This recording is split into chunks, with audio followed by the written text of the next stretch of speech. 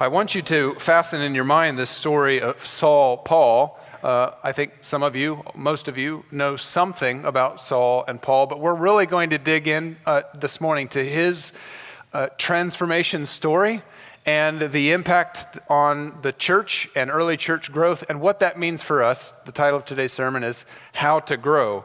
For those who are new, just to catch you up, we are in the second sermon in a series called How to Church, which is a bad sentence, but it points us to what we're trying to figure out, which is, what are we doing? And there's some things about what we're doing here that sometimes maybe it's just church attendance, like just getting yourself here. I'm going to refer later to a sentence that I like that Pastor Jade keeps referring to. This whole going to a new church for the first time is like stepping in on somebody else's family reunion. It's about that awkward, especially when everybody knows everybody else and there's backstory and there's history here and I don't even know where the bathrooms are. And so that can be difficult. How do we grow? How do we grow? That's where we are today. When I read a story like what I just read there, and you know that the title of the sermon is How to Grow, I would guess that your eyes go to, it increased in numbers. Today's sermon is not a quantitative sermon, it is a qualitative sermon. I am not talking about quantities, I'm talking about qualities. But does that mean that quantity, number of people who come to our church, doesn't matter? No. If you want to boil down the entire sermon into one maybe idea, it is this: healthy churches make disciples, and numerical growth is a byproduct. Can I tell you my dream? I have been talking about this idea. In fact, I think it was my second week and I was walking around with Jason Dupler talking about crazy things. And Jason, you were so kind and you just smiled at me and you're like, boy, you got a lot of ideas. We did some of them already, man. I think one of them, this is where my head is, and it's great that I have so many people around me to keep my feet on the ground, because I have sat in here before and I've looked at the way that the room is shaped and I thought, I wonder if there's a way to create stadium seating in here that comes from the floor up to the back with aisles that go back to each door and some sort of stairs, because we could also, that is a temporary wall, we could take that down, we can keep the stadium seating. How many people can we fit in this room? That's where my head is. Do we need two services? I'm not a big fan of two services. We don't go to those places unless we think of those places. And so I'm thinking of those places, and I would encourage you to think about those places, but that's my dream. And I had written in my notes the word nightmare, but I'm trying to be a more positive preacher, so I changed it to fear. My dream is numerical growth. My fear is numerical growth without discipleship. And it's actually a nightmare. It's way easier to grow a church in attendance than it is to make disciples. We have made it a practice here not to do that, not to just grow in numerical growth. I spent some time in my flower beds pulling weeds, and I came up with a strategy that I think kind of works, and it's you get two good gloves on that have firm fingertips, and you just kind of break the ground up, and then you pull the weeds out. And I finally they were so gorgeous a week ago. I went out there and looked to admire them this morning. You're not going to believe what's mixed in with all my flowers. Weeds. There's two, if I had to divide in all my years and attention to church leadership, and if I had to divide the ideas of how to grow a church into two camps, I would say weeds and oaks. And it's easy to grow weeds. Weeds only care about more.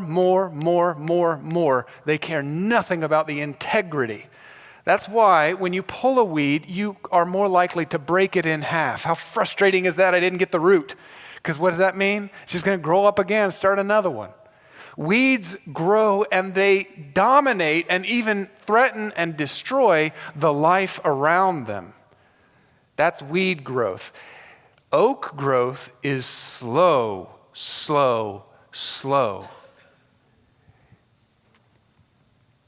In fact, the growth of an oak is what makes it beautiful. Every year it adds a new ring to mark the growth. And when we cut, this is actually oak right here. Every line that you see is just the ring of the oak, proof of the length of time it took it to grow, but it's just twisted sideways, and that's what makes it beautiful. And the things that happen to an oak, it could develop disease on the side, and you think, well, that's an ugly on the outside. You know that's actually more expensive oak. Quilted, figured, burled. There's all types of things that can attack oak, and you would think that would cause it to be more ugly. It doesn't. It causes it to be more expensive because it makes it more beautiful. We do not want, as a church, to grow like a weed. As fast as we can, spreading as quick as we can, with no attention to the integrity of how we're growing. We want to grow like an oak, slower, stronger, over time, developing, so that even the hard times that we go through become a part of our beauty. How do we grow in that way? Let's go back to this story with Saul and Acts chapter 9. We see that Saul was not a part of the church. And the portion that I read you, the middle section there of Acts chapter 9 is where he becomes a part of the church. Weed growth philosophy just says, great, that's a +1. We got another one. His name is Saul. Welcome, Saul. That will not work, and it hasn't worked. In fact, we're currently experiencing a great season of decline in the church. One of the podcasts that I listen to the most, it's right in my wheelhouse. His name is Kerry Newhoff. It's one of the biggest leadership podcasts that exists, and he specifically focuses on pastoral leadership much of the time. Here are 3 of the last podcast topics that he's talked about. The stunning decline of evangelicalism, the oddity of post-Christian America, and the new exodus in church attendance. In fact, this is a chart showing, once it comes up, I can use my clicker maybe. There's a chart. This is the percentage of people in our country who have attended church beginning in 1938. You see the consistency. I was born in 1983, and you see the up and down. In 1982, I see 1983. I was born, okay? Raise your hand if you're born. All right, we agree on something. The blue line is where I graduated high school, and we have declined ever since then. Just before the pandemic was the first time in recorded American history that the average went below 50% in our country. So for the first time, just before the pandemic, you are more likely to find someone who doesn't go to church than does. Whereas when I was born, 3 out of 4 people that I met went to church. Let's go to the next slide because I don't want us to dwell on that. That is the real context, though, and I don't even think any of us are really that shocked by that. We've kind of felt that, haven't we? Have you felt that chart in the last 20 years of your life? All right, let's deal with it. How do we grow the right way? In the face of decline and against all odds, God is going to help us to grow. The church says, oh, that was very weak and sad. I'm going to say it again. In the face of decline and against all odds, God will help this church to grow. Amen. Amen. 2 things I want to point out to you. Number 1, growth follows transformation. So in Acts, as you move through the book of Acts, I'm going to read half of 5 verses. I'm going to read half of 5 verses. You can jot them down if you want to. I don't know that they're going to be that helpful later, but chapter 2, verse 41, half of that verse is about 3,000 were added to the believers that day. Chapter 4, verse 4, and the number of men grew to about 5,000. Chapter 5, verse 14, large numbers of both men and women. Chapter 6, verse 7, the number of disciples in Jerusalem grew rapidly and the number of priests became obedient to the faith.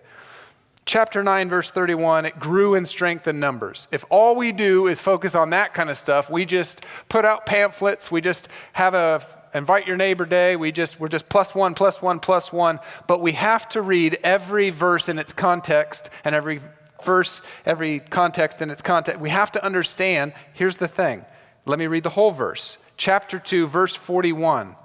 Those who embraced his message were baptized, and about 3,000 were added to the believers that day. Chapter 4, verse 4. But many who heard the message believed, and the number of men grew to about 5,000. Chapter 5, verse 14. Yet more and more believers were brought to the Lord. Large numbers of them, both men and women. Chapter 6, verse 7. So the word of God continued to spread. The number of disciples in Jerusalem grew rapidly. Chapter 9, verse 31. It grew in strength and numbers, living in the fear of the Lord and the encouragement of the Holy Spirit. Growth follows transformation.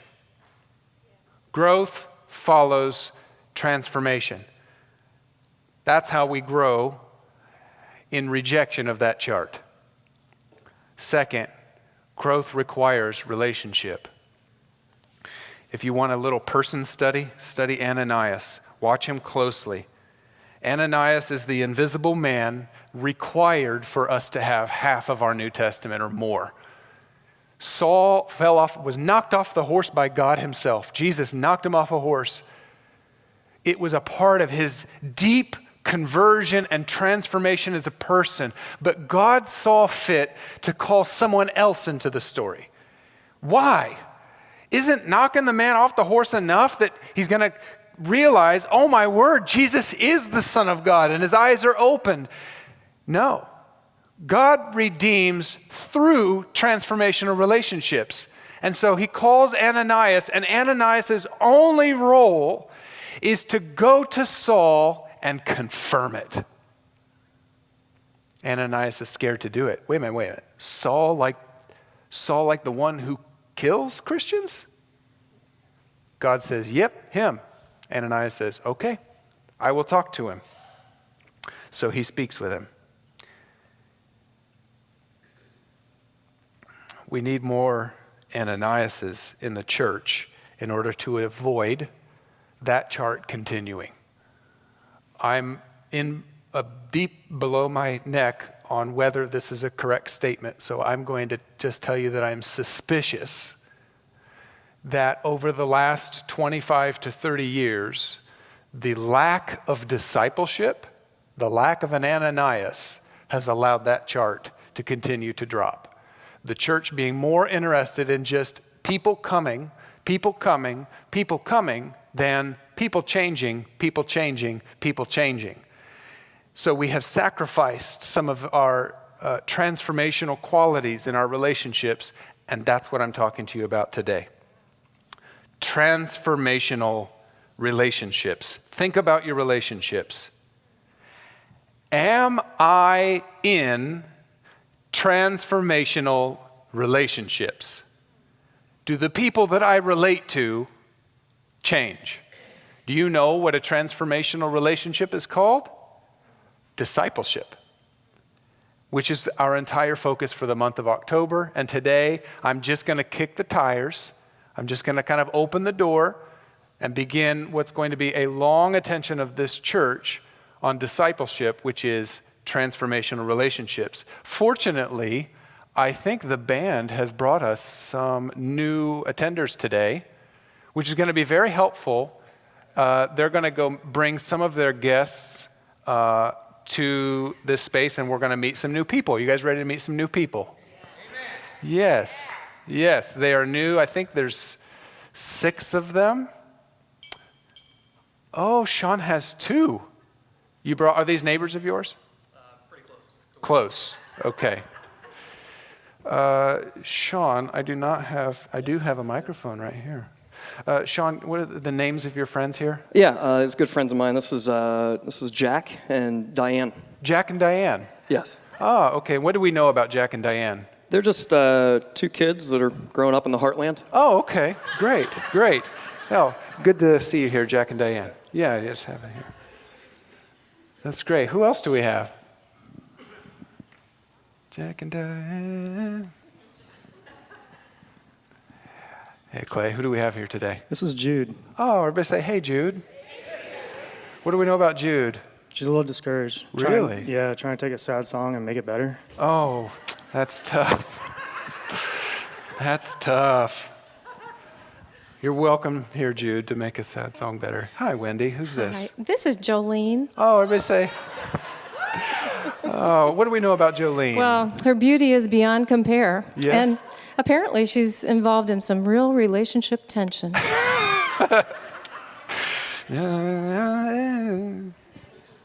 All right. Oh, Terry, you brought a friend. Oh, what's your friend's name? Sweet Caroline. Oh, hi, sweet Caroline. What do we know about sweet Caroline? She's living the dream. Good times never seem so good. That's good. That's good. Wow.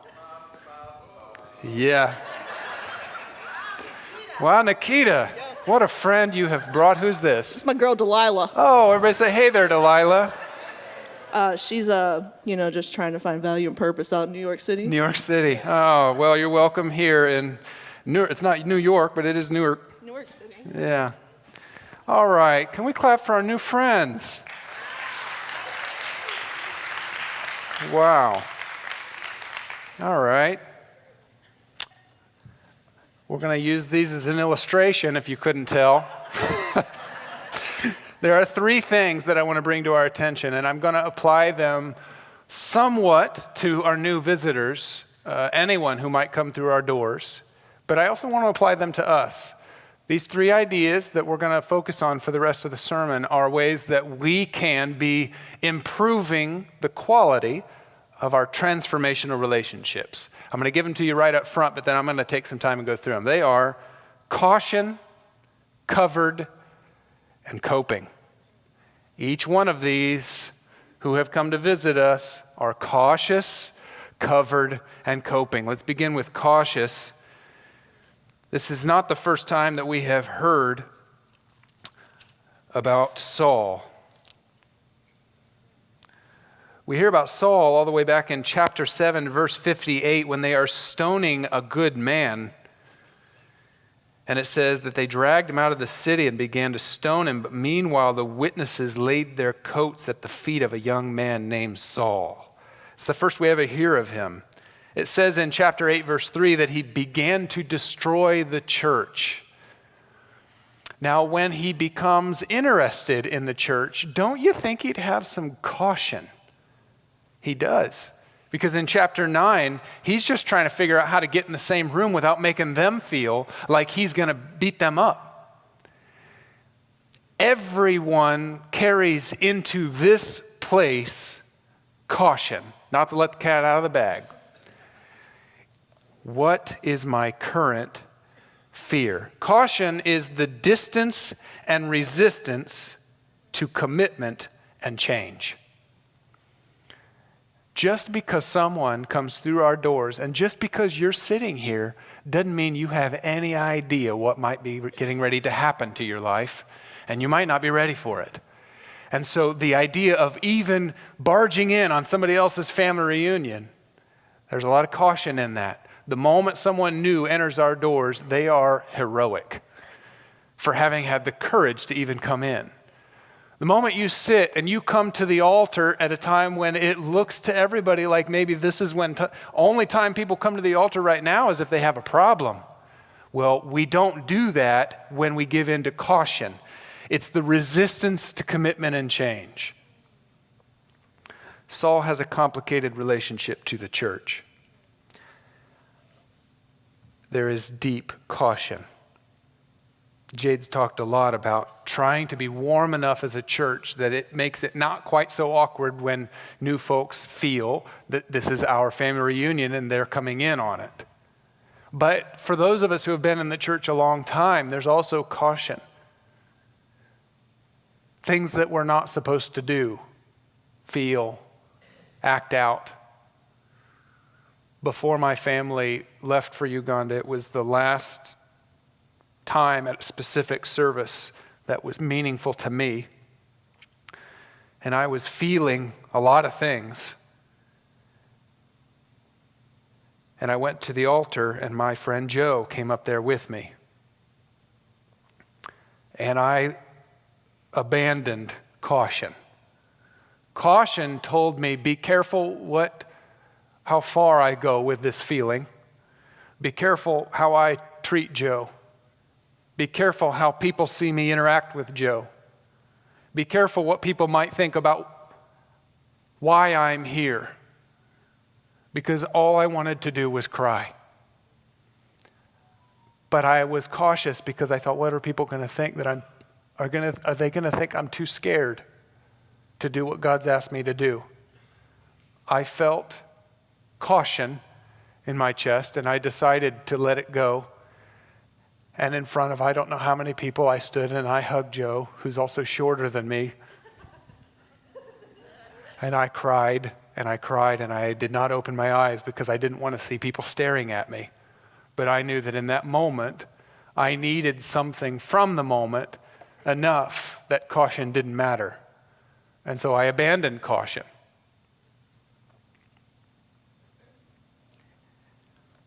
Growth begins when caution is met with warmth and hospitality. The church, and Saul specifically, needed Ananias to provide hospitality and invitation to Saul.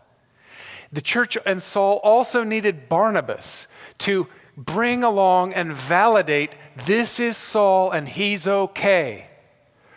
Caution needs warmth and hospitality. You notice that our friends, with the exception of Jack and Diane who came together, are all apart. Caution says, let's come together. And let's not experience this challenge distant from one another. The enemy that's destroyed your life would love you to be so cautious you stay alone. This is the beginning of the best moment of your life. It is saying, I reject the lone wolf idea. I reject the idea that I can fix myself by myself. Jesus doesn't display this for us. The church has not practiced this. Our church has not experienced the growth and transformation that we're experiencing right now by a whole bunch of us raising our hands and say, look what I did to myself. Caution is best treated with relationship. Growth begins when caution is met with warmth and hospitality. I'm asking the church for intimacy. I didn't plan to say about Tom and Kathy what I said, but I do think it sets a good example of the kinds of things we should say to one another, to be hospitable, to praise one another, to make sure that the people in your life know how you feel about them and the value that they have. The moment somebody comes in the door, you don't need to know how good of a person they are, what motive they had for coming here, the baggage that they're bringing in with them, to say, so glad you're here. Let's go to lunch. If we want to grow, we will treat each other understanding that there is some caution. Second is covering. Each one of these new visitors of ours came in covered. They were wearing something. Covering is the posture that we show one another. I have covered myself in this so that you see this. It's what I want you to see. So I cover myself in this. Galatians, when he writes still talking about Paul, later in his life, he has planted a church and he writes to that church. And Paul himself talks about the way he used to cover himself. He used to cover himself. He says, I was advancing in Judaism beyond many of my own age among my people. He cared a lot about being the most intense Jew. That's how he covered himself. He wanted everyone to see that he was postured as a strong Jew. That's how he covered himself. But we cover ourselves in all kinds of things. I had a heart-to-heart conversation. The person shrugged their way through a lot of it. And then at the end, we got to the covering. What are you trying to show me? What is it that's a barrier between us? Because you want me to see this, but I don't think that's the real you. Have you ever had that kind of a conversation with somebody? What's your covering? What do you want me to see that maybe isn't all you?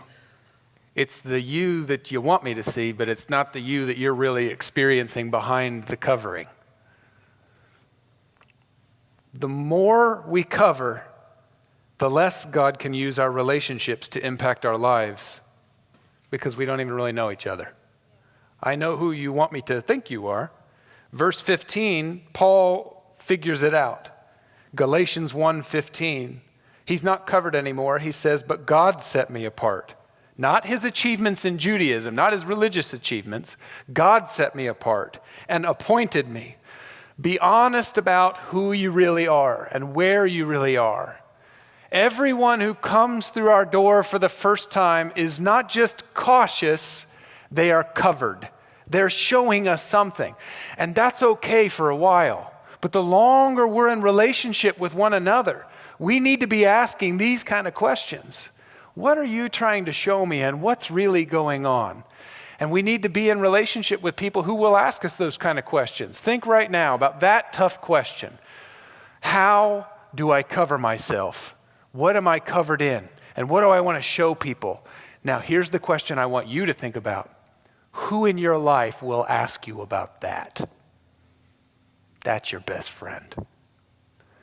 Your real, true friends that love you will ask you that kind of question. Growth begins when caution is met with warmth and hospitality, but growth accelerates when the covering is met with transparency. Look how there's no covering on these. You can see right through them. You can see through. Do you see my hand, everybody? You can see through them. That's what should be happening here. We grow as people in our transformational relationships when the covering comes down and we allow each other through trust and transparency to see through. Here's what I really am dealing with. Here's who I really am. And I want you to feel free to talk to me about that. Because when we talk about my caution and my covering, we are entering into a transformational relationship, not just a relationship. Caution, covering, and third is coping. If caution is my current fear and covering is my current posture, coping is my current medicine. What was Paul's current medication? He says in Galatians 1:14 that he was extremely zealous for the traditions of my fathers. So he was coping, he was filling himself with honor and tradition. Some of us here, honor and tradition. But we cope with all kinds of things. What's your medicine? We cope with everything from food. When it hurts, I eat it. Drugs. When it hurts, I take it. Alcohol. When it hurts, I drink it. Entertainment, relationships. We cope with all kinds of things. And when people come to visit our church, I guarantee you 10 out of 10 of them are coping. It's going to be a while before you're going to talk about it, but they're coping because you're coping. Even the sanctified holy Christian is coping. The question is not, are we coping? Because this is a tough, painful world sometimes. The question is, what is the medication? What's going in? And in a transformational relationship, that's the kind of stuff we talk about. It's one of the reasons I love CR. For those of you who have not been to CR, you might think that it's all about drugs and alcohol. That's not even my favorite part. My favorite part is people that go to CR and say, you know what, I need help with anger. I need help with codependency. These are the things that are ways that people have coped. I feel something I feel a sense of dissatisfaction in my life, and unfortunately, I've filled it with anger. I feel a sense of dissatisfaction in my life. It's not going the way I want, and I've just packed in codependency because that makes me feel like at least I'm full of something. And I want more and more for the church of Jesus Christ to discuss together ways that we are coping. I think we try to put Jesus in, but sometimes we've got it so filled up with work, success, food, Netflix, and whatever that we try to put Jesus on the top.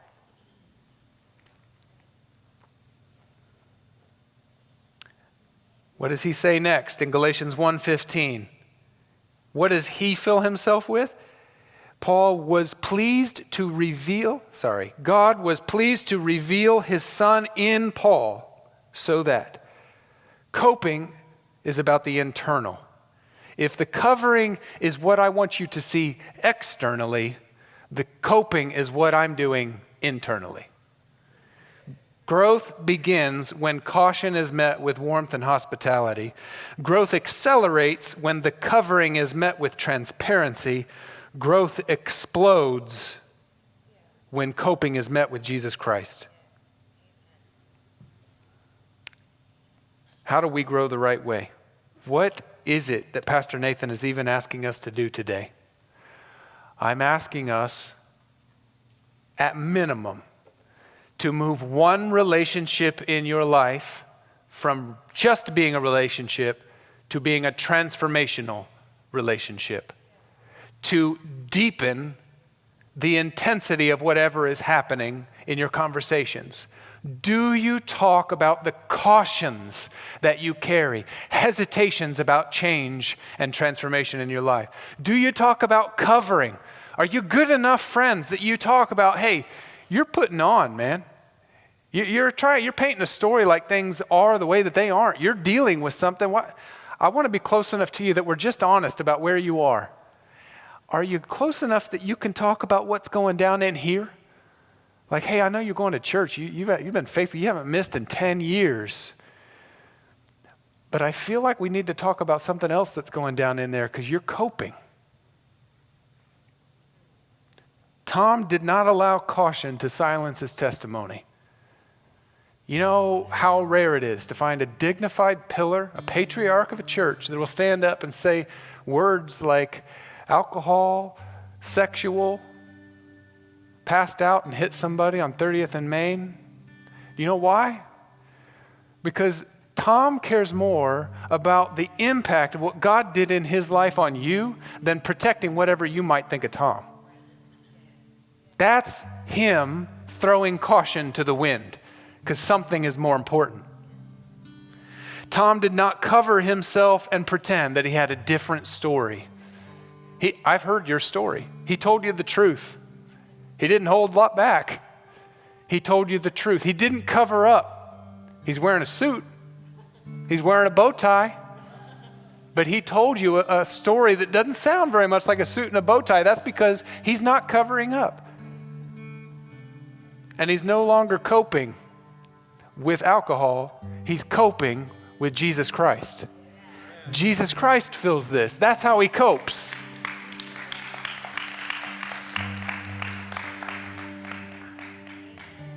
What I'm doing in my head in this moment is I'm actually trying to moderate my voice and my body so that I don't create an emotional response because I don't want one. I want you to think through what I'm getting ready to ask. When we live out our faith with this kind of honesty and transformational relationships, we see a kind of healing that happens in our church, a growing and a maturity in our faith. And as I've said many times, transformation attracts transformation. When you go into the community, you go to your jobs, you go to the store, you go to the places that you've always gone to, and somebody sees you growing, they want to know, where did you get that? I want a little bit of that. And that's how we grow numerically. We grow numerically when we grow in our transformational relationships, because those make us new people. So here is the ask at the end. I printed them out in 3 different sizes. I'm trying to make it easy. Faith journey pathway. There are 8 steps here. Very simple. If you can't understand it, I'll sit down with you, I'll explain it. This size is for those of you who don't want this size. I'm going to lay them down on the altar, and if you come up during the closing song and you take one, what you're saying is, I'm going to find one person in my life this week, so I'm putting some measurables on it, one person in my life this week that I just want to sit down and I want to find our numbers, where you are, where I want to find, where am I in my faith journey? And then, what are the 3 things we talked about? What are your cautions? What are your coverings? And what are your copings? I just want to talk about those together. One person in your life that you can have that conversation with. If you do that, that conversation, that relationship is now a transformational relationship, and you've stuck your foot in the door of discipleship. So I'm going to lay them down here. I have 3 different sizes. Think about it. Who does God want you to talk to? Who's someone that you've known your whole life and you feel like, man, all we do is talk about sports. All we do is talk about our hobbies. We gossip too much. We just talk about who's doing what. I want to know you in a new way. I want our relationship to matter. I want to be transformative in your life, and I want you to speak honestly into my life. I'm putting out 3 different sizes. Some of these are going to fit in your pocket. Some will fit on your fridge. Some are if you need help reading. Take a big step, church. Let's stand together.